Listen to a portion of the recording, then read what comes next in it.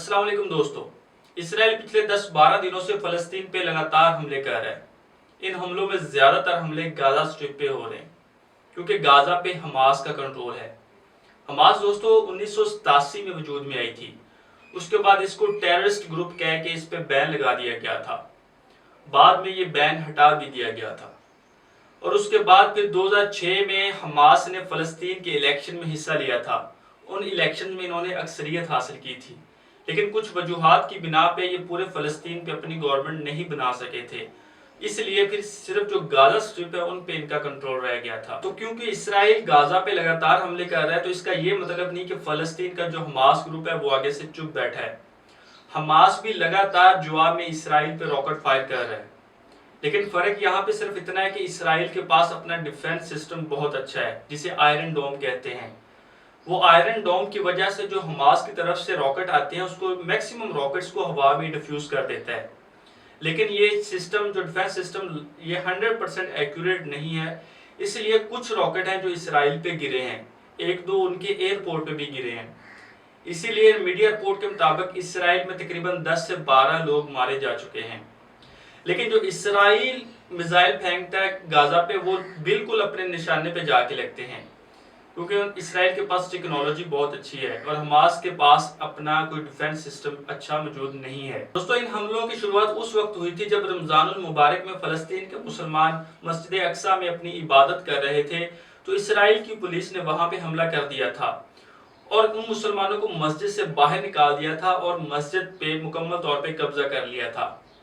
तो जब उन्होंने कब्जा कर लिया था तो हमास की तरफ से उनको 10 घंटे का टाइम दिया गया था इसराइल गवर्नमेंट को कि वो अपनी पुलिस को वहां से निकाल ले, लेकिन इसराइली गवर्नमेंट ने अपनी पुलिस को वहां से नहीं निकाला। तो 10 घंटों के बाद हमास की तरफ से रॉकेट फायर किए गए इसराइल पे। तो जवाब में इसराइल की तरफ से भी रॉकेट फायर किए गए गाजा पे, हमास पे।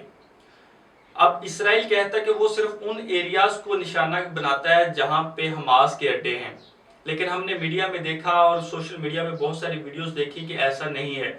उन्होंने जो आम शहरी लोगों के घर हैं, अपार्टमेंट है, उनको भी निशाना बनाया।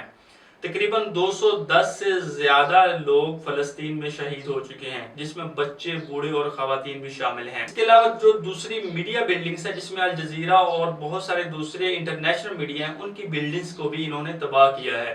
क्यों फलस्तीन में पीस नहीं हो रहा काफी अरसे से? तो आज हम इस वीडियो में इसको गहराई से देखेंगे, क्योंकि ये सिर्फ इसराइल और फलस्तीन की जंग नहीं है, ये बल्कि अकीदों की जंग है। अगर हम बात करें बैतुल मक़दस, जिसे जेरूशलम बोलते हैं, तो ये 3 मज़ाहिब मुस्लिम, यहूदी और ईसाईयत तीनों के लिए बहुत अहमियत का हामिल है। अगर मुसलमानों की बात करें तो मुसलमान, क्योंकि ये बैतुल मक़दस इनका पहला किबला है, हम मुसलमान इसकी तरफ मुंह करके नमाज पढ़ते रहे हैं। 3 शहर मुसलमानों के लिए बहुत अहमियत के हामिल है, खाना काबा, मदीनातुल मुनव्वरा, और तीसरे नंबर पे यही जेरूशलम बैतुल मक़दस आता है, क्योंकि मुसलमानों का अकीदा है कि हमारे आखिरी नबी हजरत मोहम्मद सल्लल्लाहु अलैहि वसल्लम इसी जगह से मिराज पे गए थे और इसी जगह वापस आए थे। और ईसाइयों के लिए इसलिए ये अहमियत का हामिल है क्योंकि हजरत ईसा की वहां पे पैदाइश हुई थी इस जगह पे, और हजरत ईसा का जो दोबारा नज़ूल होगा वो भी इसी जगह पे होगा। अब अगर यहूदियों की बात करें तो यहूदियों के लिए ये जगह इसलिए इम्पोर्टेंट है कि हजरत दाऊद अलैहिस्सलाम ने इस जगह को तमीर करवाना शुरू किया था और उसके बाद उनके बेटे हजरत सुलेमान अलैहिस्सलाम ने इसको कंप्लीट करवाया था। इसलिए इस जगह को हैकले सुलेमानी भी बोलते हैं। जिस तरह मुसलमानों का किबला अब खाना काबा है, इसी तरह यहूदियों का जो किबला है वो यही जगह है। पूरी दुनिया के जब यहूदी इबादत करते हैं तो उनका रुख इसी तरफ होता है। और इसके अलावा हैकले सुलेमानी में एक ताबूत था जिसे ताबूत सकीना बोलते हैं, जो अब गुम हो चुका है, और यहूदियों का मानना है कि ये ताबूत सकीना उनके गुनाहों की वजह से गुम हुआ है। दोस्तों, अब अगर बात करें हैकले सुलेमानी की, तो जब मुसलमानों ने इस जगह पे कब्जा किया था तो मुसलमानों ने हैकले सुलेमानी को गिरा के वहां पे मस्जिद अक्सा तामीर की थी और वहां पे इबादत करते थे। इसीलिए अब जो यहूदी हैं पूरी दुनिया के, वो ये साजिशें कर रहे हैं कि मुसलमानों को मस्जिद अक्सा से किसी तरह निकाला जाए और मस्जिद अक्सा पे कब्जा किया जाए, क्योंकि वो चाहते हैं कि मस्जिद अक्सा को शहीद करके दोबारा यहाँ पे हैकले सुलेमानी तामीर किया जाए। और जब हैकले सुलेमानी वो तामीर करेंगे तो फिर वो ताबूत सकीना को ढूंढ के वहां पे लाएंगे। ताबूत सकीना से उनको रूहानी ताकत मिलती है। کیونکہ یہ یہودیوں کا عقیدہ ہے کہ جب ہیکل سلیمانی میں تابوت سکینہ ہوگا تو ان کا جو مسیح ہے جسے وہ دجال کہتے ہیں اس کا ظہور ہوگا. اس کے بعد یہودی لوگ پوری دنیا پہ قابض ہو سکتے ہیں, اپنی حکومت کر سکتے ہیں. دوستو اب آپ کو سمجھ آئی ہوگی کہ یہ یروشلم, بیت المقدس تینوں مذاہب کے لیے کیوں اتنا اہمیت کا حامل ہے. لیکن اب فی الحال وہاں پہ زیادہ تر یہودی اور مسلمان رہتے ہیں, اس لیے ان دونوں کے درمیان لڑائیاں ہوتی ہیں. عیسائیوں کی آبادی وہاں پہ بہت کم ہے, اس لیے عیسائی لوگ وہاں پہ زیادہ ان نہیں ہیں ان لڑائیوں میں. اگر ہم یہودیوں کی پچھلی 1000 سالہ تاریخ دیکھیں تو ہمیں پتہ چلے گا کہ یہودیوں کی دنیا میں کچھ زیادہ عزت نہیں تھی. ان کو ہر جگہ مار پڑتی تھی. ان کا اپنا کوئی ملک نہیں تھا جہاں وہ رہ سکیں, بلکہ وہ دوسرے ملکوں میں تھوڑے تھوڑے کر کے رہتے تھے. اس لیے پھر کچھ یہودی لوگوں میں یہ آوازیں اٹھنا شروع ہو گئی کہ ان کا ایک اپنا ملک ہونا چاہیے. جیسے ایک جرنلسٹ تھے تھیوڈور ہیزل, انہوں نے اپنے 1896 کے پمفلٹ میں ایک نئی پولیٹیکل موومنٹ کی شروعات کی جسے زائونزم کا نام دیا گیا. انہوں نے کہا کہ جو یہودی ہیں ان کے لیے اپنی ایک علیحدہ کنٹری ہونی چاہیے. یہ زائونزم کا آئیڈیا کوئی نیا آئیڈیا نہیں تھا. اس سے پہلے 1870 میں بھی بہت ساری آرگنائزیشن اپنے آپ کو لورز آف زائون کہہ کے بلاتی تھی. اس لیے 1881 میں بہت سے یہودیوں کی پہلی مائیگریشن دیکھنے کو ملی, اور یہ مائیگریشن فلسطین کے ایریے میں کی گئی. ساری دنیا سے یہودی فلسطین کی طرف جانا شروع ہو گئے اور وہاں پہ جا کے سیٹ ہونا شروع ہو گئے. آخر یہ انہوں نے فلسطین کا ایریا ہی کیوں چنا, اس کی وجہ میں آپ کو بتا چکا ہوں. کیونکہ وہ جگہ ان کے لیے ہولی پلیس ہے جہاں پہ ان کا ہیکل سلیمانی تھا, اور وہ اسی کی طرف منہ کر کے اپنی عبادت کرتے ہیں. اور پھر وہاں فلسطین کے ایریا میں یہ مسلمان, عیسائی اور یہودی تینوں آٹومن امپائر کے انڈر رہتے تھے اور پیسفلی رہتے تھے. 1914 میں ورلڈ وار 1 ہوئی, اور جب 1918 میں ورلڈ وار 1 ختم ہوئی تو فلسطین کے ایریا میں برٹش نے رول کرنا شروع کر دیا. اور اسی ٹائم جرمنی میں ہٹلر کا دور آیا, کیونکہ ہٹلر کا ہم سب کو پتا ہے کہ انہوں نے پوری دنیا کے یہودیوں کو قتل عام کیا. وہ کہتا تھا کہ دنیا میں کوئی بھی یہودی نہیں بچنا چاہیے. تو اس دوران جب ہٹلر کے دور میں یہودیوں نے زیادہ تر ہجرت شروع کر دی فلسطین میں, تو پھر آگے سے برٹش نے ان کو ہجرت سے روک دیا, وہاں آنے سے روک دیا. تو جب ہجرت سے روکا تو وہاں کے لوگ جو یہودی تھے ان میں دوبارہ تحریکیں اٹھنا شروع ہو گئی تھی کہ ہمیں ایک اپنا ملک دیا جائے.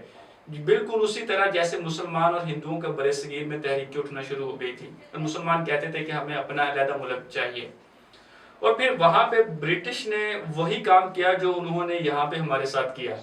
جیسے انہوں نے پاکستان کو سیپریٹ کیا اور پاکستان کو وہ ایریا دیا, جیسے ایک طرف پاکستان اور دوسری طرف مشرقی پاکستان جو بنگلہ دیش ہے, علیحدہ کر کے دیا ہے, درمیان میں انڈیا کو چھوڑ دیا. اب ظاہری بات ہے کتنی دیر تک یہ مشرقی پاکستان ہمارے ساتھ رہتا ہے, ایک نہ ایک دن انہوں نے علیحدہ ہونا ہی تھا, کیونکہ زمینی فاصلہ بہت زیادہ تھا. بالکل اسی طرح انہوں نے فلسطین کو تقسیم کیا. 44% انہوں نے اسرائیل کو دیا اور 48% انہوں نے فلسطین کو دیا, اور جو 8% تھا یروشلم کا ایریا وہ یو کے پاس رکھ دیا گیا. اب لیکن جو فلسطین اور اسرائیل کو اپنا اپنا ایریا دیا گیا, وہ ایسا نہیں کہ دو حصوں میں تقسیم کر دیا, ایک طرف اسرائیل اور دوسری طرف فلسطین, بلکہ ان کو چھوٹے چھوٹے ٹکڑوں میں تقسیم کیا. ایک جگہ فلسطین ہے, آگے اسرائیل ہے, پھر کچھ شہر فلسطین کے, کچھ شہر اسرائیل کے, اس طرح تقسیم کیا تاکہ وہ ساری عمر لڑتے رہیں. لیکن عرب کنٹریز نے اس تقسیم کو تسلیم نہیں کیا, جس میں ایجپٹ, جارڈن اور سیریا وغیرہ شامل تھے. تو اس ٹائم 1948 میں ہی ان کنٹریز نے مل کے اسرائیل پہ حملہ کر دیا تھا. اب چونکہ اسرائیل کے جو یہودی لوگ تھے انہوں نے ساری دنیا سے مار کھائی ہوئی تھی, ہٹلر نے ان کو بہت مارا تھا, تو ان کو پتا تھا کہ اگر ہم یہ جنگ ہار گئے تو اس کے بعد ہمارا نام و نشان مٹ جائے گا. تو اس لیے ان کے ہر بندے نے جنگ لڑی, اور وہ اس جنگ میں انہوں نے فتح حاصل کی تھی. اسی طرح 1967 میں عرب ممالک اور اسرائیل کے درمیان دوبارہ جنگ ہوئی تھی, لیکن تب تک اسرائیل ٹیکنالوجی اور معاشی لحاظ سے کافی مضبوط ہو چکا تھا. تو اس لیے 1967 کی وار 6 دن میں ہی ختم ہو گئی تھی, اور اس جنگ میں اسرائیل نے ان عرب ممالک کو بہت مارا تھا, اور فیصلہ کن طور پہ انہوں نے وکٹری حاصل کی تھی. اسی جنگ میں اسرائیل نے غازہ اسٹرپ پہ قبضہ کیا تھا, اور ایجپٹ کا جو ایریا تھا سینائی پیننسولا اس پہ بھی قبضہ کر لیا تھا.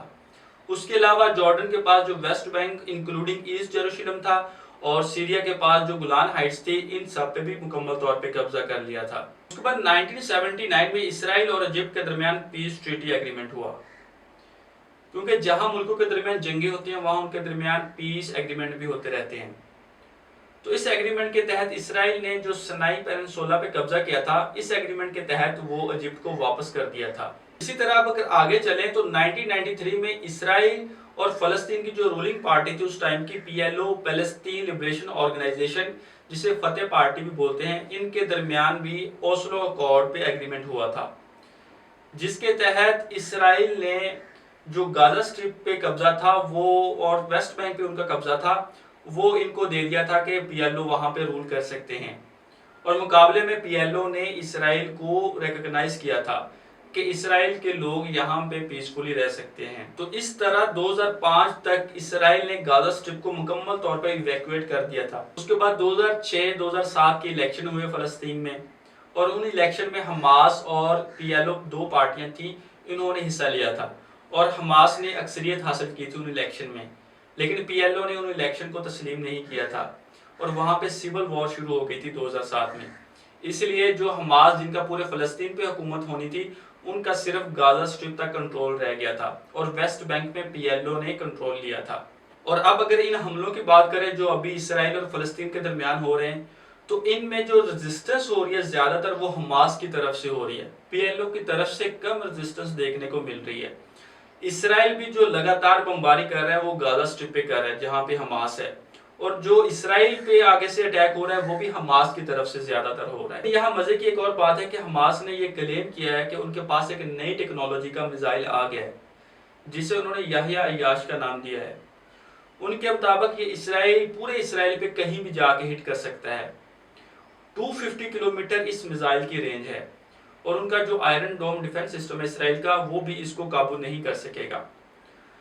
तो अगर तो ये क्लेम वेरीफाई है तो मेरे ख्याल में इसराइल के लिए मुश्किलात बढ़ जाएंगी। अब अगर हमास की बात करें तो कुछ मुल्कों ने इसको टेररिस्ट करार दिया है और कुछ मुल्क इसको सपोर्ट करते हैं, डायरेक्ट नहीं करते लेकिन बैक डोर से इसको फाइनेंशियली सपोर्ट कर रहे हैं। लेकिन यहाँ पे मेरा एक सवाल है कि आया कि हमास को ओपनली सपोर्ट करना चाहिए मुल्कों को, बाकी मुल्कों को, जिस तरह USA इसराइल को फंड करता है, मिलिट्री फंड देता है कि वो अपना डिफेंस कर सकें सालाना, इसी तरह क्या हमास को भी फंडिंग करनी चाहिए डायरेक्टली, ओपनली? आप कमेंट में बताएं कि आपका क्या ख्याल है कि हमास को फंडिंग करनी चाहिए या नहीं करनी चाहिए।